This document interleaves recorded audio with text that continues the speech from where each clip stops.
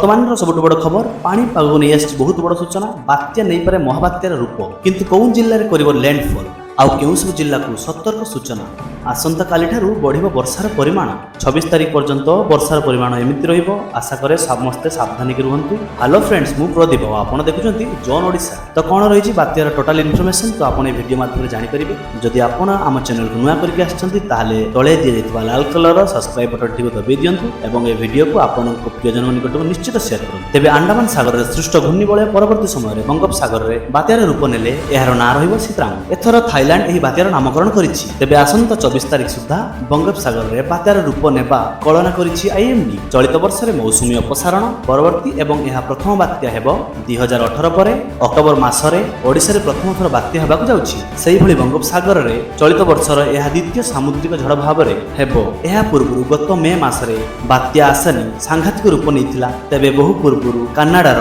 सास्काचुवान university रो पाणीपाग विशेषज्ञ PhD गवेषक सूचना देइथिले जे October 17 तारिख रे एक डीप डिप्रेशन सृष्टि हेबार संभावना रहिथिला। ताहा क्रमशः घनीभूत होई अक्टोबर 18 तारिख सुद्धा एक साइक्लोनिक स्ट्रॉम रे परिणत होई जिवो। तेबे गतकाली से एही सूचना देइथिले जदि एहा बात्या रे परिणत हुए ताहाले एहा रो नाम सीत्रांग रखा जियो बोली पाणीपाग विशेषज्ञ माने कहिसंती। द बिजनेस स्टैंडर्ड रे प्रकाश पाइतिबा रिपोर्ट अनुसार संभावित बात्या को नै पूर्वानुमान करा जायतिला। एही समय रे जणा पडितिला जे बांग्लादेश व पश्चिम बंगर सुंदरबन रे एहा लैंडफॉल करि पारे। तबे रविवार दिन होइतिबा पूर्वानुमान अनुसार आंध्र प्रदेश उपकूल रे लैंडफॉल करिवो। संपृक्त पीएचडी गवेषक द बिजनेस स्टैंडर्ड को सूचना दी कहिथिले जे आंध्र प्रदेश रु बांग्लादेश मध्य रे किबा पश्चिम बंगर सुंदरबन उपकूल रे कौन स्थान रे एही शक्तिशाली बात्याटी लैंडफॉल करिवार संभावना रहिछि। तबे जीएफएस रो आकलन अनुसार बात्या क्रमशः शक्तिशाली होई महाबात्या जहाकि सुपर साइक्लोन रे रूप नै पारे। एही समय रे पवन रो वेग घंटा प्रति 220 किलोमीटर रु